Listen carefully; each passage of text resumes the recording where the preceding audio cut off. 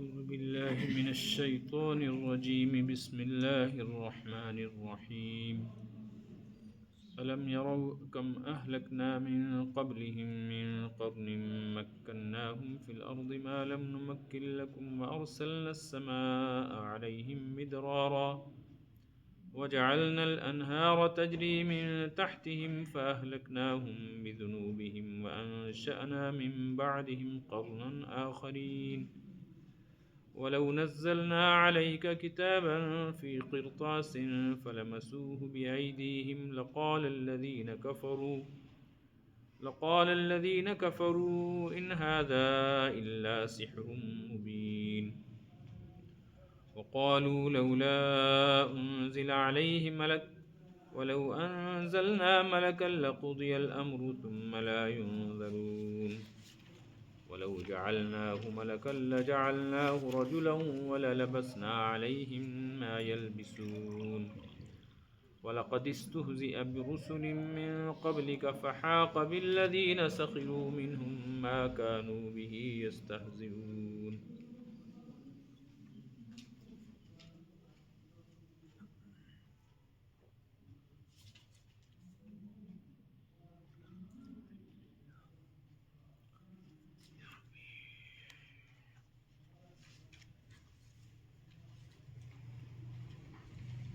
سورہ انعام کی ابتدائی آیات میں اللہ تعالیٰ کی قدرت اور توحید کا بیان ہے،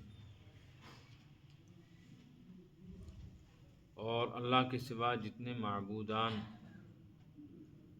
اہل باطل نے گھڑ رکھے ہیں عقلی استدلال کے ذریعے سے ان کی معبودیت کو رد کیا گیا ہے کہ انسان چاہے کیسا ہی ہو، پڑھا لکھا یا ان پڑھ، دانا ہو یا نادان، اتنی بات تو وہ بھی جانتا اور سمجھتا ہے کہ جن کو پوجا جا رہا ہے ان کے پاس اختیار کچھ نہیں. اختیار تو اس پاک ذات کے پاس ہے جس نے آسمانوں کو زمینوں کو پیدا کیا، روشنی اور تاریکی پیدا کی، اور اس تمام عالم کے نظام کو قائم کرنے اور برپا کرنے میں کسی نے اس کی کسی طرح کی نہ مدد کی ہے، نہ کسی سے اس نے کوئی مشورہ لیا ہے. پھر اس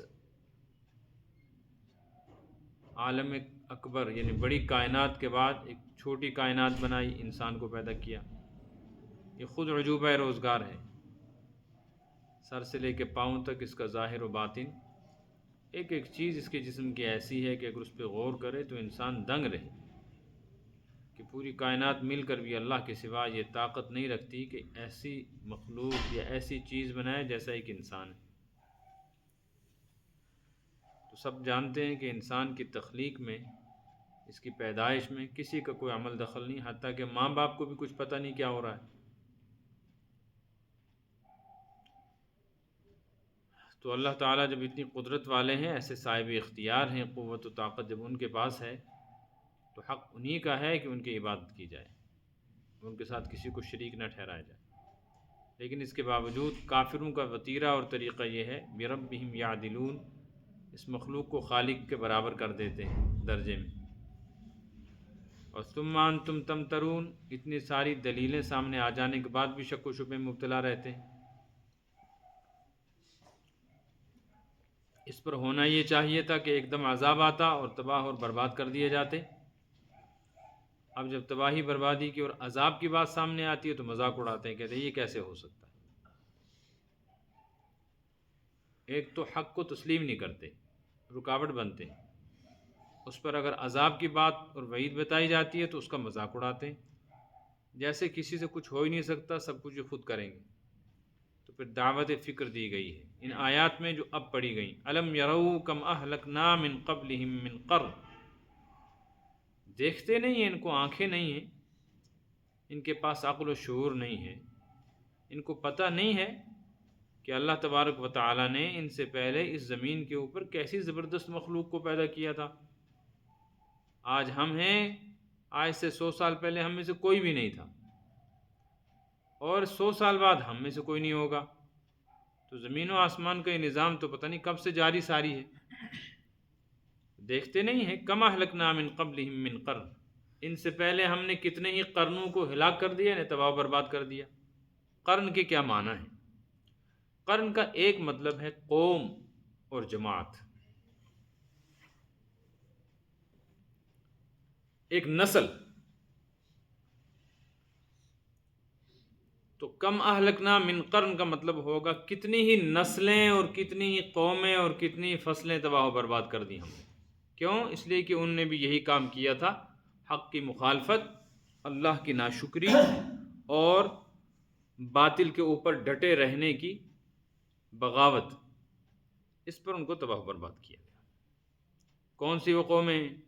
ارم ہے، عاد ہے، اور حضرت صالح، حضرت ہود ہیں، ان کی قومیں ہیں، قوم سمود ہے، حضرت نوح علیہ السلام کی قوم ہے، حضرت لوط علیہ السلام کی قوم ہے، نیست و نابود ہو گئی۔ حضرت موسیٰ علیہ السلام کو بھیجا گیا تھا تو فرعون اور اس کی پوری قوم نے نافرمانی کی، تباہ و برباد کر دیا گیا۔ یہ واقعات تو ایسے ظاہر باہر ہیں اور یہ ایسے تاریخی شواہد کے ساتھ موجود ہیں کہ ان کا انکار نہیں کیا جا سکتا۔ ان واقعات سے تو ہر بچہ واقف ہے۔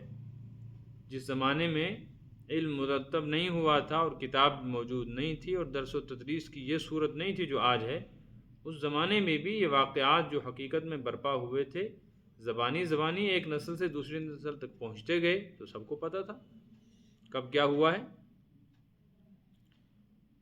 دوسرا مطلب ہے قرن کا ایک صدی، صدی کا مطلب ہے 100 سال، اور بھی بہت سارے معنی ہیں، یہ آپ یاد رکھیں۔ تو کم اہلکنا قبلہم من قرن کا مطلب ہوگا ہم نے کتنی صدیاں تباہ و برباد کر دی، یعنی کتنے ہی صدیاں ایسی گزری ہیں جن کے لوگوں کو ایسے ملیا میٹ کیا، نیست و نابود کیا کہ اب نام و نشان بھی باقی نہیں۔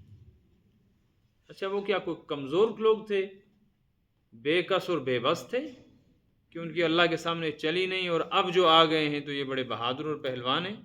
فرمائنی مکناہم فی الارض ما لم نمکن لکم، ہم نے انہیں زمین میں ایسے جمایا تھا نا جیسے تم کو بھی نہیں جمایا۔ ایسی طاقت تھی، مال و دولت تھی، ایسی صحت اور تندرستی اور توانائی تھی، جسمانی بھی، مالی بھی، بدنی بھی، ہر طرح کی قوت اور طاقت اور شان و شوکت سے ان کو نوازا تھا، ہر نعمت دی تھی، اور وہ ایسے زمین میں دندناتے پھرتے تھے کہ حقیقتاً زمین ان کے چلنے سے ہلتی تھی۔ لیکن اللہ تعالیٰ کی نافرمانی کی اور انہیں حق کا قبول کرنے سے انکار کیا، اللہ فرماتے ہیں ہم نے ان تباہ و برباد کر دیا۔ وہ تو جمے ہوئے لوگ تھے، 1000 سال کی عمریں تھیں، 500 سال کی عمریں تھیں، اور تمہاری عمر کیا ادھر پیدا ہوتے ہو، ساتھ ہی بڑھاپا اور ساتھ ہی قبر، 60-70 سال میں سارا کھیل ختم ہو جاتا ہے، اور حالت تمہاری یہ ہے کہ تمہارے پاس دولت اور سرمایہ بھی اتنا نہیں ہے جتنا ان لوگوں کے پاس تھا۔ اس سے ایک بات نہیں سمجھ میں آئی کہ دنیا کتنی بھی ترقی کر جائے، جس کو ہم ترقی کہہ رہے ہیں یہ ترقی نہیں ہے، ترقی کا دور گزر چکا ہے، دنیا اس وقت بڑھاپے کی عمر میں ہے۔ جو ترقی اس وقت ہو رہی ہے جس کو ہم ٹیکنالوجی کہتے ہیں یا جس کو ہم اس زمانے میں تعلیم کہتے ہیں، اس سے زیادہ تعلیم کا دور گزر چکا ہے۔ جیسے آج عقل مند لوگ ہیں، اس سے زیادہ عقل مند لوگ پہلے گزر چکے ہیں۔ جیسے آج قوت و طاقت انسانوں کے پاس، چاہے وہ اسلحے کی صورت میں ہو، چاہے بدنی اور جسمانی ہو، اس سے زیادہ طاقتور قومیں پیچھے گزر چکی۔ قرآن نے واقعات بیان کیے، اس سے یہی پتہ چلتا ہے کہ جوانی میں انسان کے پاس ہوتا ہے دبدبہ، طاقت بھی، دولت بھی، کمائی بھی، تو اس وقت جب دنیا ہی بوڑھی ہے تو اس کی گود میں آنے والی نسل کیسے جوان ہوگی؟ یہ بھی بوڑھی ہے۔ جب انسان مرنے لگتا ہے نا اور بستر مرگ پہ کافی دنوں سے علالت اور بیماری میں پڑا ہو تو آنکھیں بند کیے رہے، جب ملک الموت آتے ہیں تو ایک دم آنکھ کھلتی ہے اس کی، اور ہر مرنے والا مرنے سے پہلے آنکھ کھول کے اوپر کی طرف، چھت کی طرف دیکھتا ہے۔ یہ آنکھ کھولنا اس کی زندگی نہیں ہے، یہ آخری ہچکی ہے۔ اسی طرح یہ دنیا آخری ہچکی لے رہی ہے۔ اس وقت جو یہ بھاگ دوڑ ہے نا، جس کو کشمیری میں سرٹ سرٹ کہتے ہیں، یہ آخری سانسیں ہیں، یہ کوئی ترقی نہیں، کوئی دولت نہیں، تباہی اور بربادی ہے، کمزوری ہے، بے کسی اور بے بسی ہے۔ قرآن کہتا ہے مکناہم، ہم نے ان کو ایسے جمایا تھا نا زمین میں، ایسی قوت، طاقت، دولت اور ایسی حکومت اور اقتدار دیا تھا ما لم نمکن لکم، جو تمہیں بھی نہیں دیا۔ پھر کیا ہوا؟ وہ بات نہیں مانے تو کہاں گئے؟ فرمایا ارسلنا السماء علیہم مدرارا، پہلے تو انہیں ہم نے خوب چمکایا۔ چمکانے کا مطلب ہے دنیا کی زیب و زینت کا سارا سامان دیا۔ ان میں سے ایک یہ ہے ارسلنا السماء علیہم، ہم نے ان پر اتارا آسمان سے، بھیجا آسمان سے، مدرارا لگاتار پانی، مسلسل بارشیں ہوتی تھی۔ مسلسل بارش کا مطلب ہے جب ضرورت ہوتی تھی تب بارش آ جایا کرتی تھی، انتظار نہیں کرنا پڑتا تھا، اور زمین جل تھل ہو جاتی تھی اور زمین سیراب ہو کر فصل بڑی زبردست اگاتی تھی۔ آج کی طرح نہیں ہے کہ بارشیں مانگ رہے تو نہیں ہو رہی اور ہو رہی ہے تو تباہی آ رہی، نہ بر وقت ہوتی تھی اور بقدر ضرورت ہوتی۔ وَجَعَلْنَا الْأَنْهَارَ تَجْرِي مِن تَحْتِهِمْ، اور پھر ہم نے ان کی زمینوں میں، زمین پر بھی نہریں جاری کر رکھی تھی۔ پانی کے ذخائر اب کم ہوتے جا رہے ہیں، اب نئی تحقیق یہی بتاتی ہے۔ ظاہر ہے آپ دیکھیں پرانے زمانے میں چشمے ہوتے تھے، ان چشموں میں پانی نہیں، کنویں خالی ہو رہے ہیں، ندی نالوں کا پانی سوکھ رہا ہے، اور پانی کو بچانے کے لیے حکومتیں واویلا کرتی ہیں۔ بڑے بڑے دریاؤں میں دیکھو آپ، سوکھ رہے ہیں دریا، اور جو گلیشر تھے ان کا پانی پگھل رہا ہے۔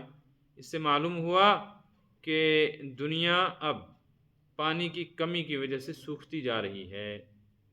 وہ زمانہ گزر گیا جب یہ زمین پانی کی وجہ سے سیراب تھی۔ اس کا مطلب ہے بہار کا زمانہ چلا گیا، اس کی خزاں چل رہی ہے۔ جب سب کچھ دے کے کہا مانو، نہیں مانا تو فَأَهْلَكْنَاهُمْ بِذُنُوبِهِمْ، ان کے جرموں کی وجہ سے ہم نے ان کو تباہ و برباد کیا۔ ہلاکت کا مطلب ہے نیست و نابود کر، تباہ کر دیا۔ ایسی تباہی جو عذاب کی صورت میں ہو، ایسا مٹنا جو عذاب کی وجہ سے۔ اچھا جب وہ مٹ گئے، ان کی بستیاں اجڑ گئیں، تو کیا کوئی فرق پڑا؟ کوئی گھر ہوتا ہے نا، وہ گھر خالی ہو گیا، گھر کے لوگ چلے گئے، اور یہ گھر 2 سال 4 سال 8 سال بیکار رہا، جیسے ہمیں کشمیر میں دیکھنے میں ملتا ہے۔ یہاں کچھ لوگ یہ کشمیر چھوڑ کے چلے گئے تھے تحریک کے دوران، تو ان کی بستیاں محلے خالی رہ گئے، ان کے مکانوں کی دیواریں گر گئیں، اور اب ہم کہتے ہیں کہ یہ فلاں برادری یہاں رہتی تھی، تو وہ لوگ چلے گئے، ان کے مکان ٹوٹ پھوٹ کے گر گئے، تو محلہ اب بھی یا کوئی مکان اب بھی بیابان اور غیر آباد دکھتا ہے، اور لگتا ہے کبھی یہاں انسان آباد تھے اور اب یہاں کچھ بھی آبادی نہیں۔ تو کیا ایسا ہوا کہ وہ لوگ چلے گئے تو ان کی بستیاں اجڑ گئیں؟ فرمایا نہیں، ایسا ہوتا تو کچھ نہ کچھ نشان رہتا۔ ہم نے ذرا بھی ان کے مٹانے کے بعد فرق نہیں آنے دیا اس دنیا کے نظام میں۔ انشأنا من بعدہم قرنا آخرین، ان کے فوراً بعد نئی قوم کو لا کر بسا دیا، کسی کو یہ بھی یاد نہیں رہا کہ تھا کون، ایسے مٹائے، ایسے مٹے کہ وہ تو مٹے ہی تھے، لیکن ان کے بعد ان کی بستیاں نہیں مٹی، ان پر دوسرے لوگ آ کے آباد ہو گئے، وہ ان کو بھول گئے، ان کے نام و نشان ختم۔ اتنی بات سمجھ میں آ گئی؟ اس سے پتہ چلا کہ تاریخ جو ہے نا، واقعات تاریخ کے، یہ قصہ کہانی نہیں، اور یہ وقت گزاری بھی نہیں۔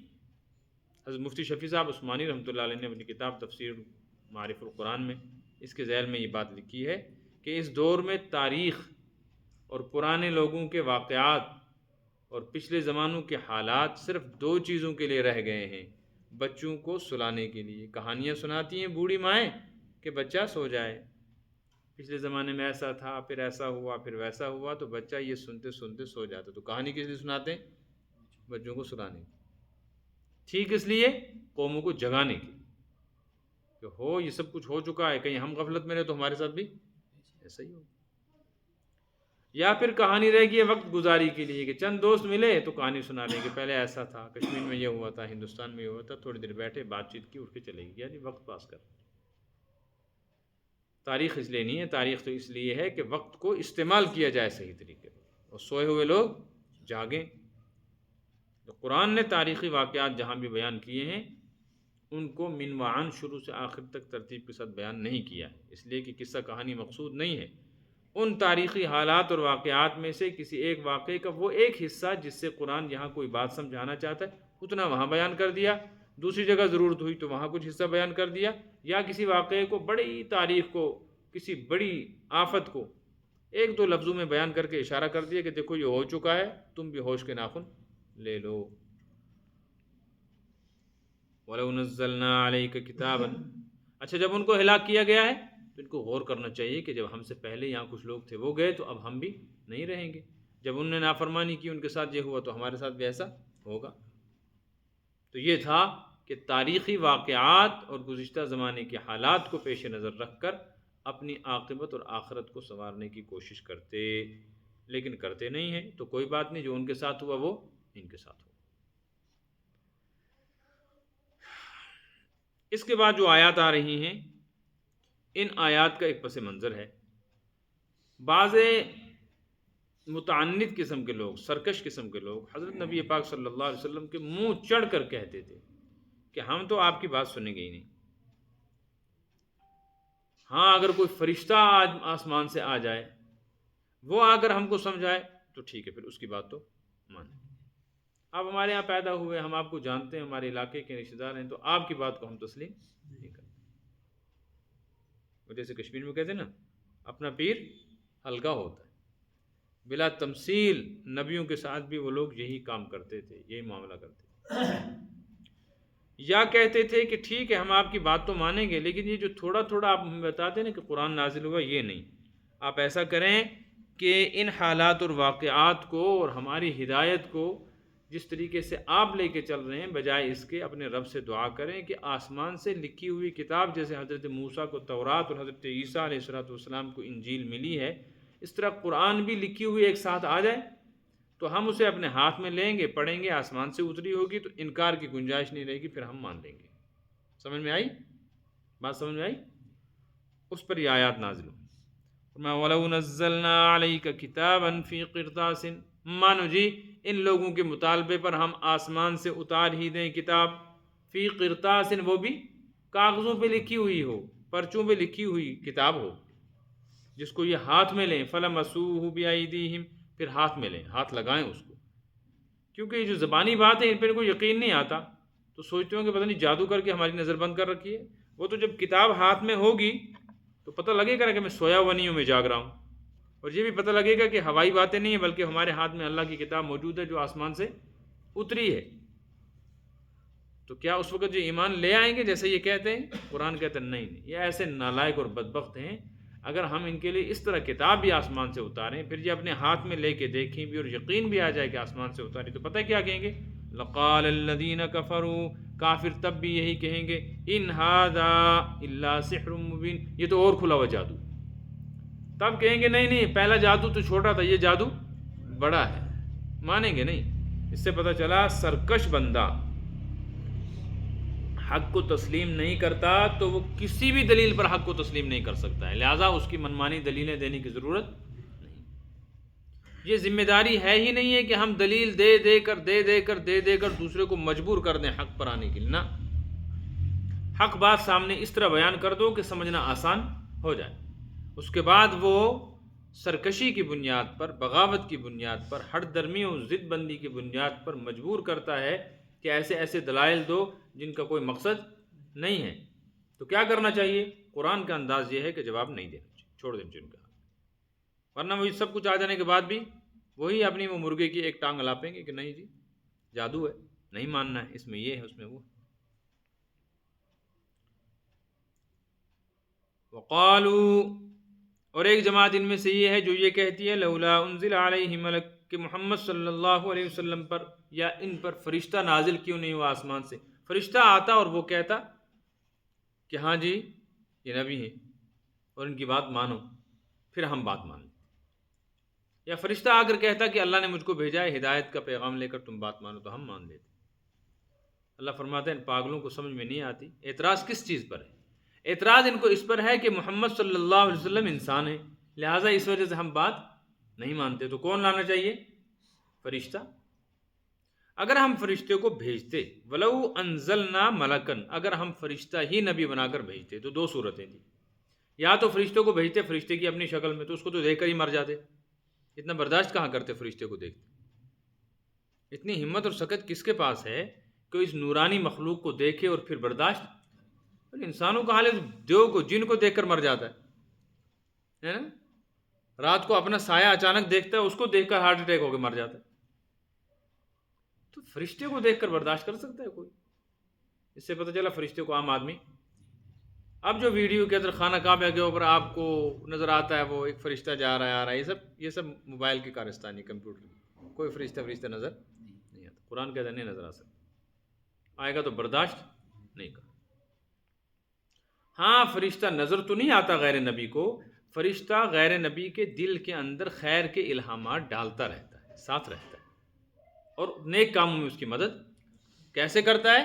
جیسے انسان کے اندر خون ہوتا ہے نا اچھا خاصا 12-13 پوائنٹ ہو، یہ خون اس کو بسترے سے اٹھا دیتا ہے، اس کو زیادہ دقت نہیں ہوتی، اس کو آدھا گھنٹہ 1 گھنٹہ تراویح میں کھڑا کر دیتا ہے، اس کو پریشانی نہیں ہوتی. اور اس بارے میں خون نہ ہو یا جس کی ہمت نہ ہو اس کے لیے 2 رکعت پڑھنا مشکل ہو جاتا ہے. تو خون نظر نہیں آتا لیکن انسان کے اندر کوئی حرکت پیدا، صرف فرشتہ بھی ساتھ رہتا. اب اگر فرشتہ اپنی اصلی شکل میں آتا تو کیا کرتا؟ ان کو دعوت دیتا تو اس کی شکل دیکھ کر مر جاتے، مانتے کیا؟ اور اگر ہم اس کو بھیجنا تھا انسانوں کی ہدایت کے لیے، لقضی الامر، تو پھر کیا ہوتا؟ ہم اس کو انسان ہی کی شکل میں بھیجتے. فرشتہ بھیجتے تو شکل کس کی بناتے؟ کیونکہ انسانوں میں رہ کے کام کرنا ہے نا. تو جب اس کو انسانی شکل میں بھیجتے تب بھی یہ کہتے یہ تو انسان ہے، تو پھر فرشتے کی بات تب بھی نہ مانتے. ماننی تو تھی انسان ہی کی، لیکن مانتے نہیں ہیں. یہ جو اعتراضات کر رہے ہیں یا مطالبے کرتے ہیں ناحق ہے. یاد رکھو کہ لو ننزلنا ملکن، اگر ہم فرشتہ اتار دیتے نا، ایک تو یہ 2 مسئلے تھے کہ اپنی شکل میں بھیجتے تو یہ برداشت نہ کر سکتے، انسانی شکل میں دیکھتے تو پھر ان کا اعتراض اپنی جگہ رہتا کہ یہ کون ہے، وہی اعتراض جو نبی صاحب. لیکن ایک تیسرا عذاب ان پہ آتا ہے جس کی طرف ان کی توجہ نہیں، وہ یہ کہ اگر ہم فرشتہ بھیج دیتے اور فرشتہ بھیجنے کے بعد ان کے سامنے فرشتے کے ذریعے سے کوئی بات پہنچاتے، پھر اگر یہ اس کی مخالفت کرتے لقضی الامر، ان کو مہلت 1 منٹ کی نہ ملتی، تباہ برباد کر دے، فیصلہ کر دیتے ہم. ثم لا ينظرون، ایک ذرا بھر کی مہلت نہ دیتے. اس سے معلوم ہوا کہ جب بندے کے مطالبے پر اللہ کوئی نعمت عطا فرماتے پھر اس کی ناقدری پر بخشتے نہیں. دیکھیں اللہ نے جو نعمت دی ہے اس کی ناقدری ہوتی ہے، اللہ نے بن مانگے دی ہے تو اللہ تعالیٰ نبھاتے رہتے. بندہ کوئی نعمت مانگے، اس کے مانگنے پر وہ نعمت ملے، پھر اس کی ناقدری ہو، اس پر کوئی بھی رعایت. جیسے پیچھے 1 ورق پیچھے جائیں، اسی میں 1 ورق پیچھے جائیں.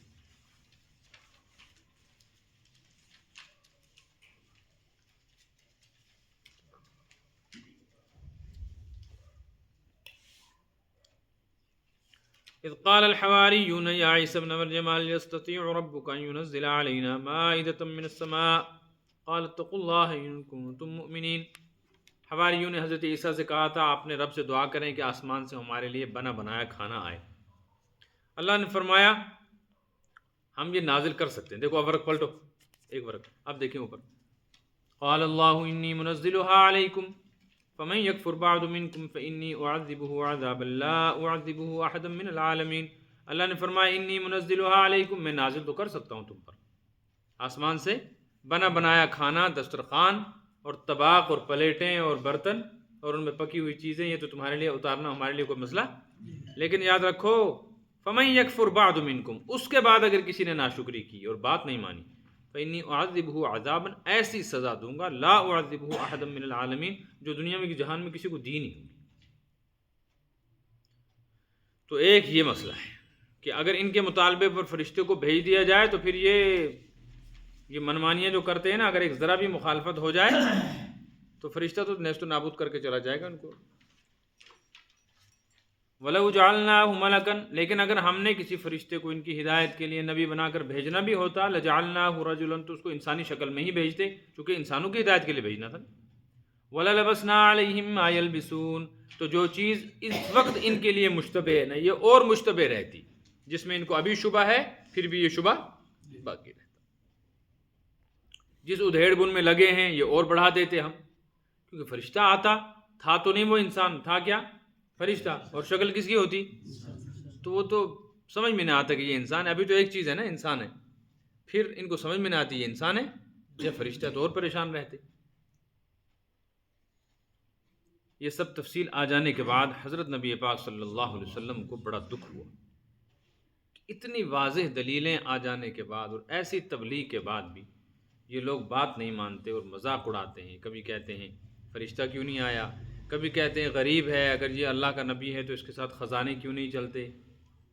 کبھی کہتے ہیں کہ یہ انسان ہے، یہ خود کھاتا پیتا ہے، تو یہ ہمیں کیا جنت میں لے جائے گا، یہ خود محتاج ہے، یہ خود ہماری طرح ضرورت مند ہے۔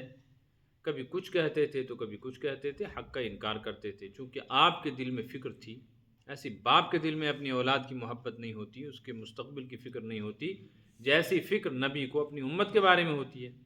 اس لیے آپ صلی اللہ علیہ وسلم کو تکلیف ہوتی تھی، تو اس آیت میں آپ کو تسلی دی گئی، یا رسول اللہ صلی اللہ علیہ وسلم وَلَقَدِ اسْتُهْزِئَ بِرُسُلٍ مِّن قَبْلِكَ، یہ استہزاء اور مذاق کیا گیا ہے آپ سے پہلے بھی رسولوں کے ساتھ، آپ ہی کے ساتھ یہ معاملہ نہیں ہے۔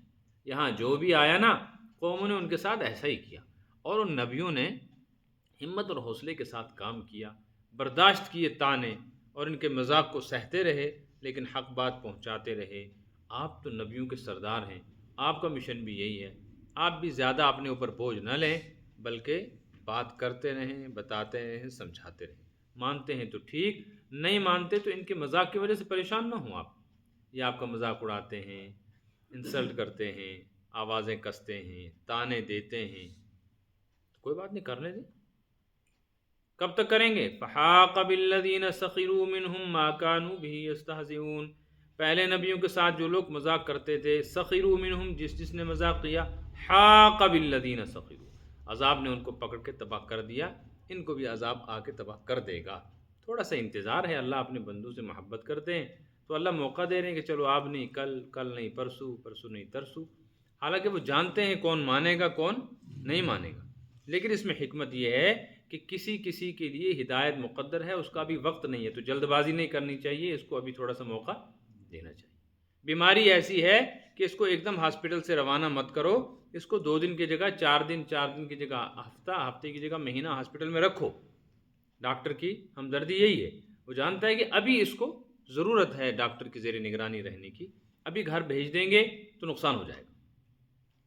اس طرح اللہ جانتے ہیں کہ اس کو بھی موقع دینا ہے، مانے گا انشاءاللہ۔ عبداللہ بن ابی امیہ حضور صلی اللہ علیہ وسلم کے پاس آ کر کہنے لگا، محمد، اگر فرشتہ بھی آ جائے گا نا آسمان سے اور کتاب لا کر دو گے نا، سارے بھی مان لیں گے، میں تو کبھی بھی تمہاری بات نہیں مانوں۔ کیسی تکلیف ہوئی ہوگی؟